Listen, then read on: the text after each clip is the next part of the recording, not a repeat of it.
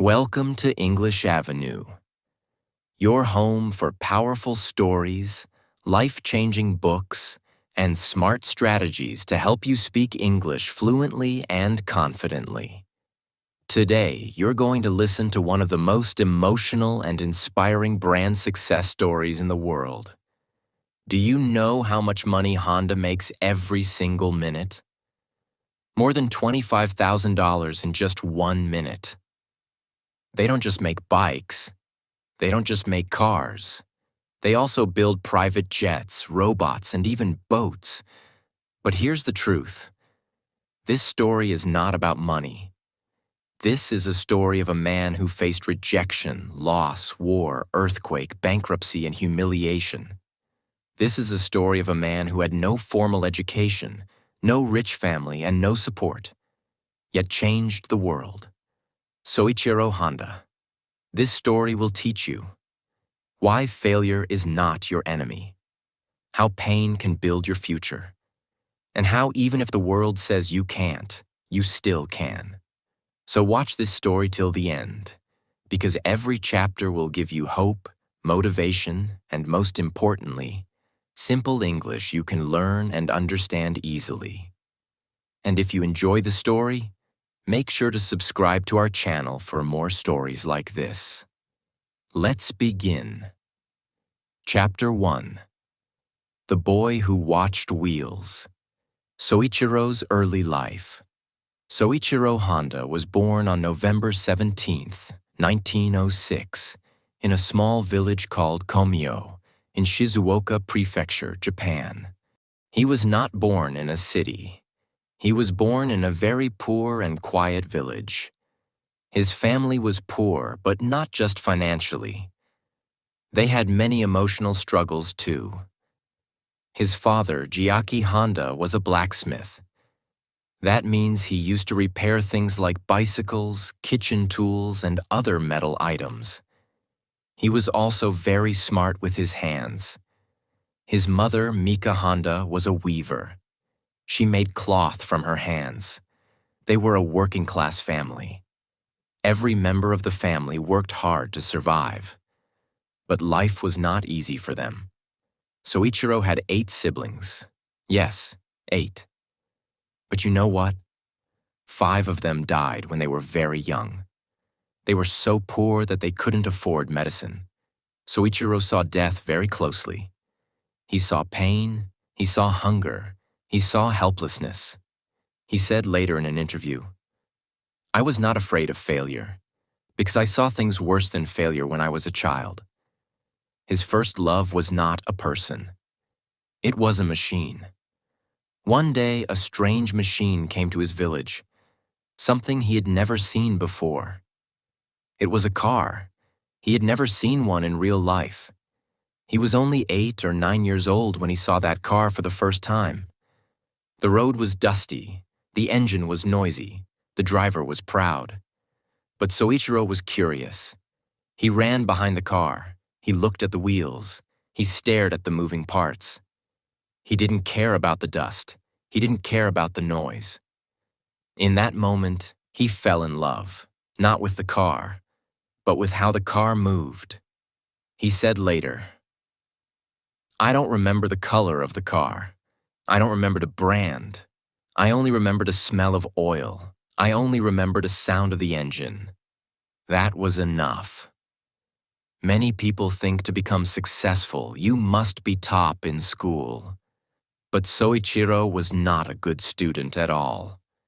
In fact, he failed many subjects, and sometimes he would skip school just to go to the workshop with his father. His teachers didn't think he would achieve anything. His classmates didn't take him seriously. But what nobody saw was this.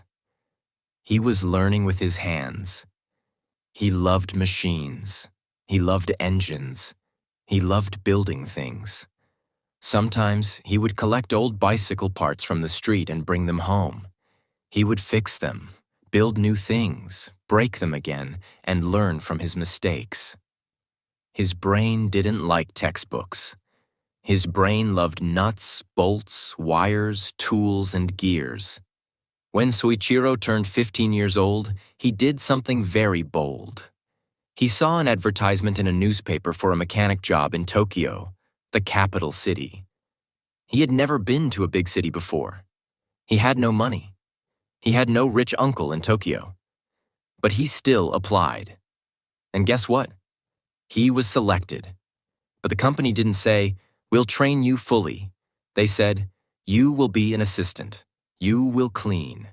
You will observe. You will not touch the tools for a long time." But Soichiro said, "Okay." He didn't want a perfect job. He wanted a place to learn. He worked under Art Shokai, a small auto repair shop. The owner was impressed because Soichiro worked harder than anyone else. He cleaned the floor. He observed every step when someone repaired an engine. He watched every movement, listened to every sound, and remembered every detail. He stayed up late to learn more. He asked questions. He read manuals. And soon, he started getting noticed. He was given his first chance to build a racing car engine. At age 17, he helped his company win a race. By the time he was 22 years old, he had big dreams. He didn't just want to fix cars. He wanted to build parts, create new technology, and start his own company one day. He said, "The best learning is not in books. It's in failure, hands-on experience, and your own passion." And with that vision, Soichiro started taking the first steps toward building his future empire. But life was going to test him many, many times. Chapter 2: Fire, Failure, and the Rise of a Dream. After working for many years in the repair shop, learning everything about machines, engines, and parts, Soichiro finally opened his own small company. He called it Tokai Seiki, Eastern Sea Precision Machine Company. What did his company do? It made piston rings, an important part inside car engines. Every car needs piston rings. Without them, the engine will not work properly. So Soichiro thought, "If I can build piston rings and sell them to big companies, my company will grow." He had no big machines, no team of experts. He had only a small workshop, some basic tools, and his hands. But what he had more than anything was belief. Belief in his dream. Now let's talk about the truth. The first time Soichiro made piston rings, they failed. The second time, they also failed. The third time, still failed. Not one company wanted to buy them.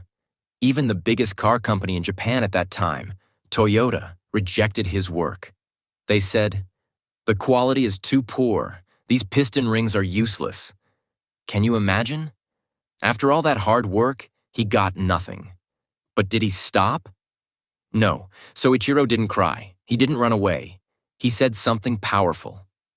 Success is 99% failure. So he kept working. He tested. He failed. He tested again. He went to a technical school in the evening to learn more science. He used his own savings to do experiments. He even sold his wife's jewelry to keep the business running. He tried more than 50 times to get it right. And finally, one day, it worked. After years of hard work, Toyota finally said, "Yes, we want your piston rings." This was like a dream come true. Soichiro was very happy. He smiled and thought, "Now my life will change. Now my business will grow." Toyota gave him a big contract. They said, "We will buy your piston rings in large quantity." Everything was going well. He started building a new factory. He hired people. He bought more tools. It looked like his dreams were becoming real. But life had other plans. In 1935, just when a factory was getting ready, a huge earthquake hit the area. Boom. The building collapsed. Machines broke. Walls cracked. Everything he had built with so much love, destroyed. People said, "Soichiro, this is a sign. "Stop this business, go get a job." But Soichiro said, "No, if I stop now, then everything I learned will be wasted." So he started again. He collected scrap metal. He rebuilt his factory piece by piece. He worked day and night, fixing everything with his team. And just when things were getting better, in the early 1940s, World War II started. And this time, something even worse happened. Bombs were dropped over Japan. One of those bombs fell on Soichiro's factory. Boom. Everything burned. His workshop, his tools, the building. It all turned into ashes. The dream he had built twice. Gone again. Soichiro stood in front of the burnt building. Smoke in the air, tears in his eyes. But inside his heart, there was still fire. People again told him, "You lost everything. You can't start again." But he replied, "Success is not about how high you go. It's about how many times you stand up after falling." After the war ended, Japan was in a very bad condition. There was no money, no fuel, and no jobs. People had lost everything. Soichiro looked around. People were tired. People had no transport. They were walking miles every day. Even bicycles were too expensive. And then, Soichiro got an idea. He had an old army generator, a machine that creates power. He thought, what if I attach this small engine to a bicycle? And he did it. He created the first motorized bicycle in Japan. It was cheap, simple, and fast. People loved it. And just like that, a new company was born. Honda Motor Company. At this point, Soichiro could have named the company anything. But he chose to name it Honda after his own name. Why? Because he believed in accountability. He said, "If it fails, I will take responsibility. If it succeeds, the name will remind people that it all started with one man and a big dream." The small engine bicycle became a big hit. People from all over Japan started buying it. Within a few years, Honda started building better engines, bigger bikes, and stronger machines. They created the famous Honda Cub, one of the best-selling bikes in history. Chapter 3. From Motorbikes to Cars. Chasing Giants with Courage. Soichiro Honda had now created something that was changing people's lives. A simple motorized bicycle. It was affordable, fast, easy to use, and perfect for a poor, broken Japan after the war. People who had no vehicles were now riding motorized bikes, going to work, taking their children to school, doing daily shopping, and even delivering food. This little invention was not just a machine. It was hope. And this was just the beginning. After the success of the motorbike, Soichiro did not sit back and relax. He did not say, "Now I have made it." No, he said something powerful that shows how he thought. The value of life can be measured by how many times your soul has been deeply stirred. He wanted to stir the soul of every person in the world. He wanted to go beyond Japan. He wanted to build something bigger, something more powerful, something that would compete with the biggest companies in the world. He said to himself, "Now we will make cars." At that time, making cars was not a joke. In Japan, there were already giant car companies like Toyota, Nissan, and Mazda. These companies were huge, powerful, well-funded, and already selling cars across the country. Soichiro Honda had never made a car before. He didn't even have proper equipment, engineers, or big factories like Toyota. People laughed at him. Even some of his employees said, "We are bike makers. How can we build cars?" But Honda looked them in the eye and said, "We are not here to copy others. We are here to create something new." He didn't care about how big other companies were. He didn't care that people called him crazy. He believed in taking risks. In the early 1960s, Honda and his team started working on their first car. They worked in small workshops. They did not have air conditioning. They didn't even have proper floors. It was dusty, noisy, and difficult. But they had passion. Honda worked side by side with the engineers. He didn't sit in a glass office. He wore a cap, rolled up his sleeves, and got his hands dirty. Every screw, every wire, every bolt. He wanted to know how it worked. He didn't want to copy cars made by other companies. He wanted to build something new, something smaller, more efficient, and cheaper, because he wanted normal people, not just rich people, to own a car. In 1963, they released their first car, the Honda T360, a small pickup truck with a tiny engine. And it wasn't a luxury car or a fast sports car. This was not just a truck. It was Honda's announcement to the world. We are here, and we're different. It had a 356 cubic centimeter engine. That's smaller than most motorcycle engines today. The engine produced 30 horsepower and could reach a top speed of around 100 kilometers per hour, 62 miles per hour. It was extremely lightweight, which made it fuel efficient and affordable. Price: around 400,000 yen in Japan at that time. Roughly $1,100 back then. It was designed mainly for small business owners, farmers, and delivery work. People who needed something practical and cheap. But here's the twist. The engine was red. Yes, red. Honda put the engine from a motorcycle into a truck and painted it red to stand out. No one had done this before. It was strange, new, and exciting. And guess what? People loved it. It wasn't luxurious, but it was reliable, cute, and fun to drive. It was something fresh in the market full of big, boring cars. More than 100,000 units were sold. That's how strong the impact was. Just a few months after the T360, Honda dropped another surprise. A car that looked like it came from the future. This was the Honda S500, their first passenger car, and it was completely different from what anyone expected.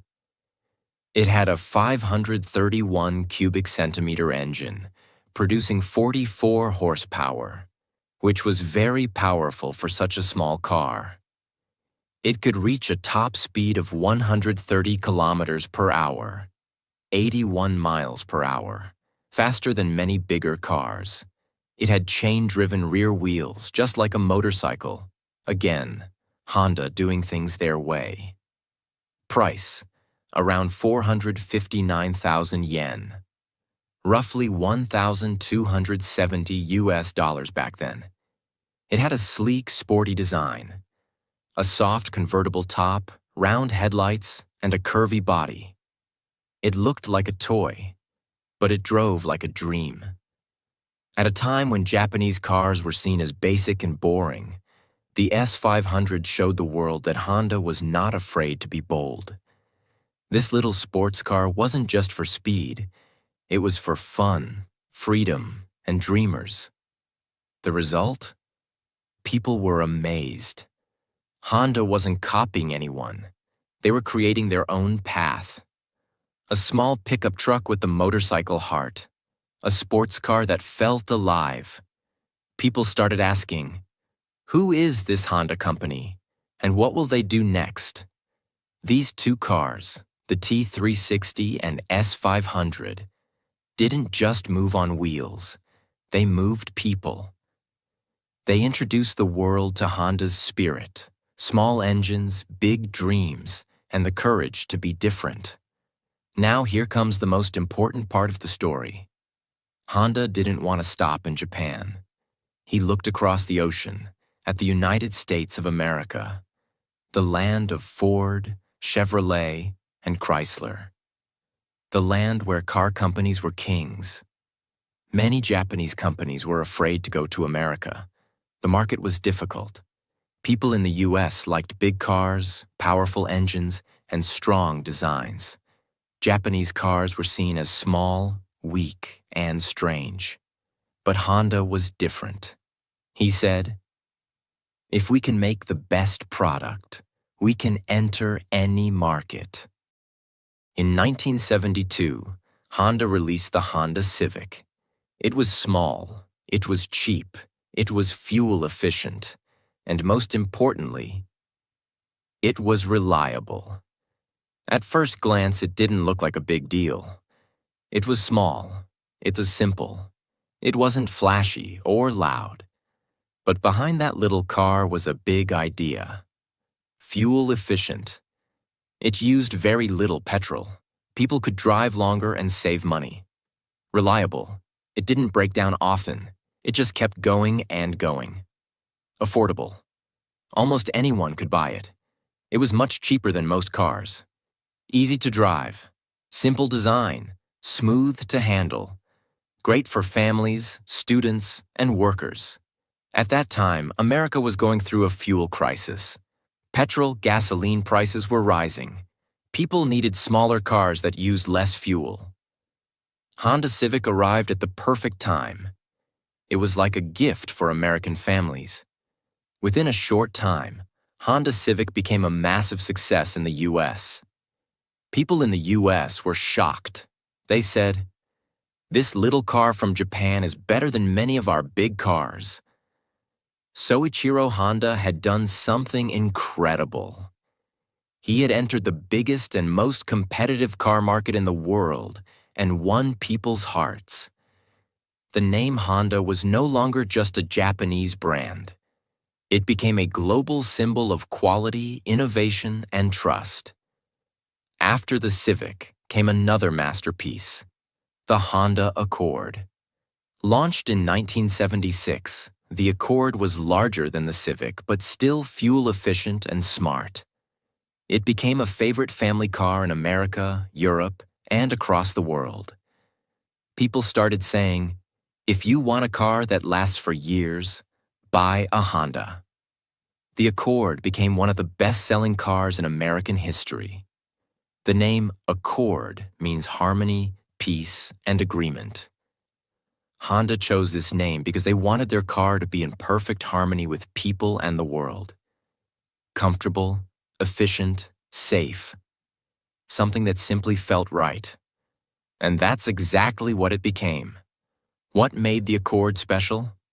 When the Accord was released, it surprised people again, just like the Civic did.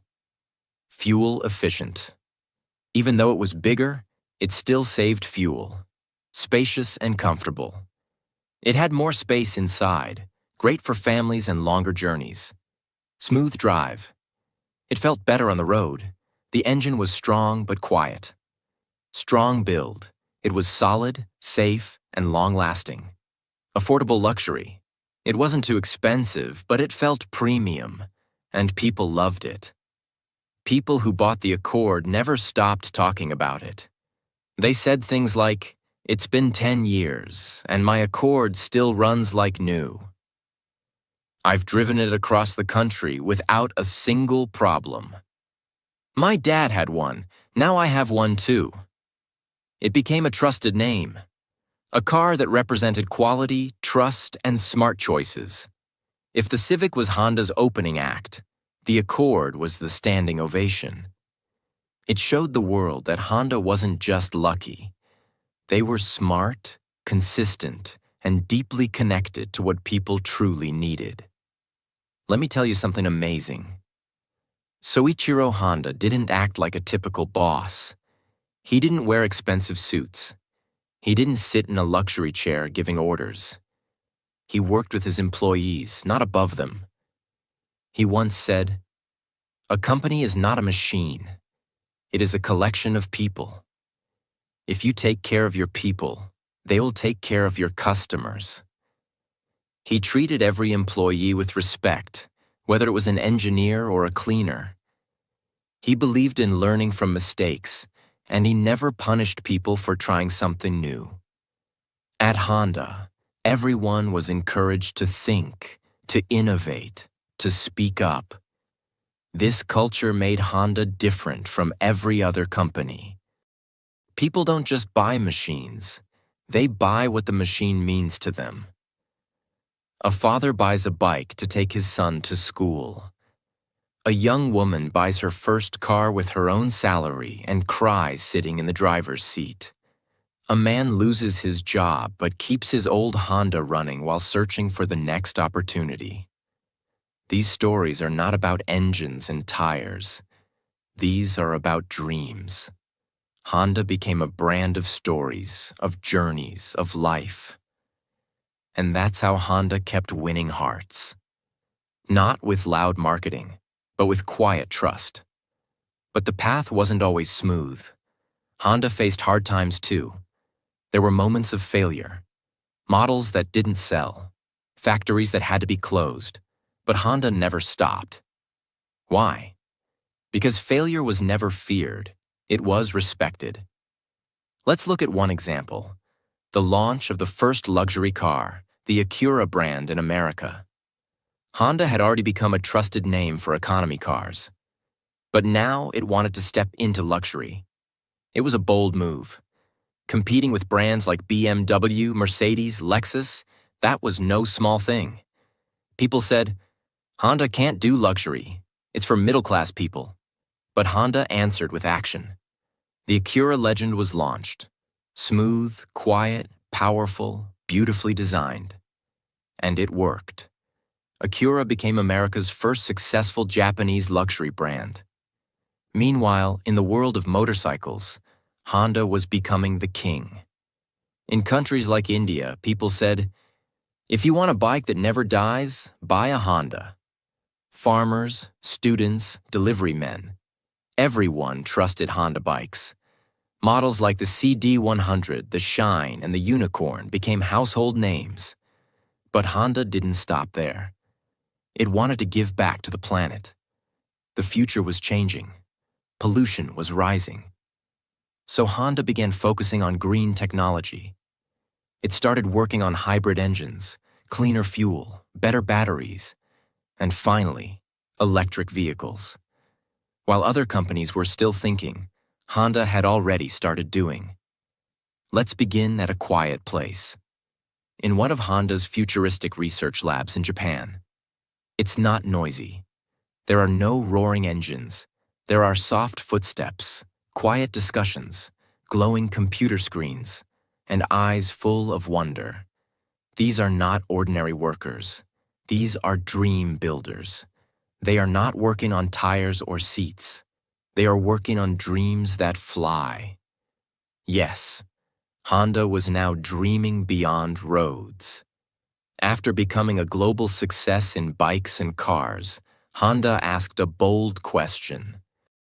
What if we can fly? Not just with airplanes, not just with machines, but with hope, with technology that touches the sky. And just like that, a new chapter began.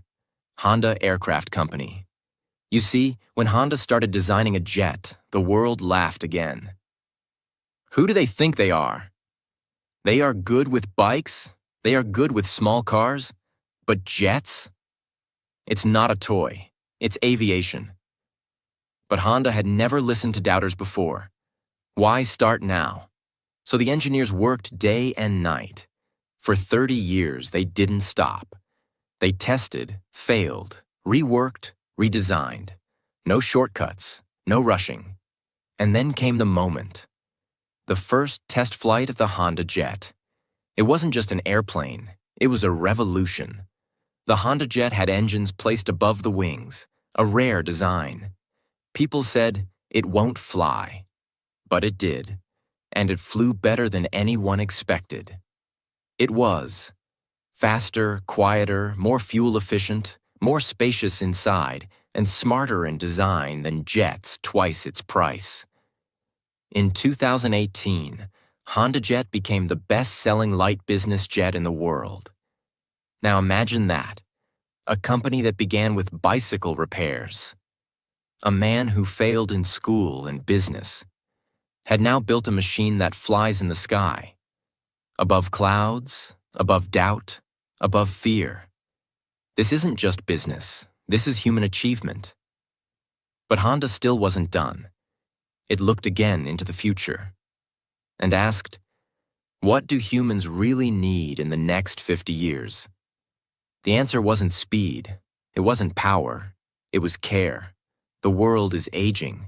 People are living longer, but they need support, love, help. So Honda turned its eyes towards something new.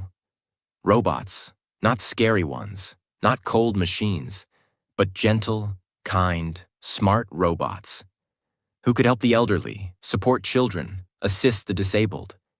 And thus, Honda created something magical. The world's most advanced humanoid robot at the time. Asaimo, a little white robot shaped like a child in a spacesuit.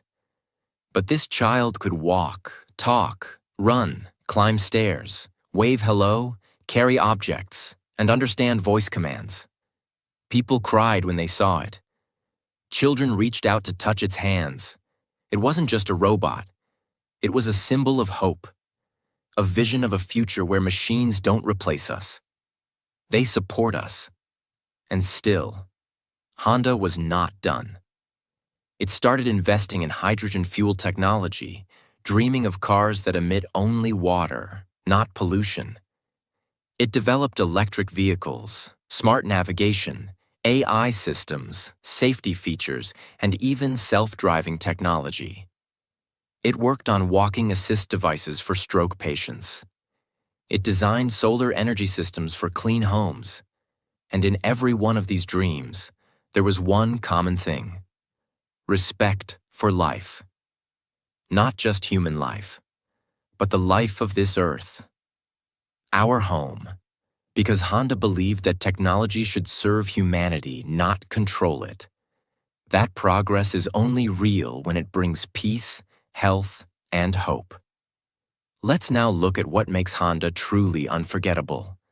Is it the vehicles? The jet? The robot? No, it's the philosophy. Soichiro Honda once said, "Success represents 1% of your work, which results from the 99% that it called failure." That's it. The secret. He taught us that it's okay to fall, to cry, to be rejected, to be misunderstood, as long as you don't quit. As long as you stand up one more time than you fall. As long as you believe in your dream more than the world believes in your failure. Honda is proof that ordinary people can do extraordinary things. It's proof that your background doesn't matter. Only your belief does. So what happens now? Where does the story go from here? The truth is, it goes to you. Yes, you, reading this final chapter. This is no longer Honda's story.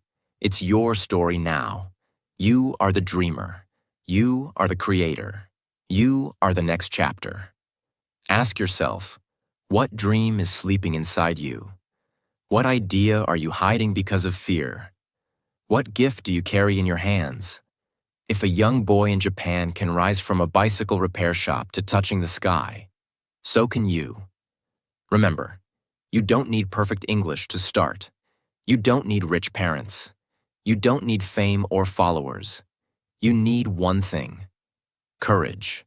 The courage to try, to fail, to rise, to try again, to be laughed at, to be lonely, to be strong, to become a light for others. So today, close this story with a full heart. Stand up from your chair and whisper these words to yourself. I will not die with my dream inside me. That's the real ending of this story. Not in a book, not on a screen, but in your life. Because you, my friend, are not small. You are not weak. You are not lost. You are a burning fire. Let it rise. Let it shine. Let it fly. Like a Honda jet, above every limit, above every doubt, above everything the world said you could not do. This is the end of the story, but the beginning of you. Thank you for reading. Now go live your dream. Because the road belongs to those who dare to drive it.